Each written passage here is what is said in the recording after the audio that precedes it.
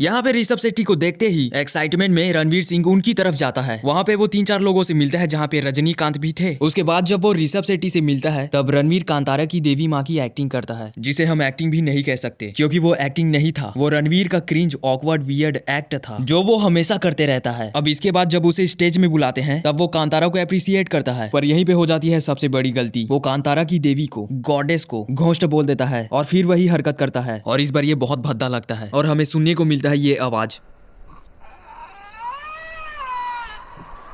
अब मुझको ये बताओ, वो ऐसी हरकत सबके सामने कैसे कर सकता है, जहाँ पे विदेश के लोग भी आए हुए हैं, जिस इवेंट में जहाँ पे हमारे कल्चर की इमेज बनने वाली है, वहाँ पे एक 40 साल का आदमी ऐसी हरकत कैसे कर सकता है। रणवीर के बिहेवियर में मैच्योरिटी नहीं दिख रही थी। इतने बड़े इवेंट IFFI में वो ऐसे एक्ट कर रहा था। अब किसी मूवी को अप्रिसिएट करना है तो क्या वो ऐसे अप्रिसिएट करेगा यार।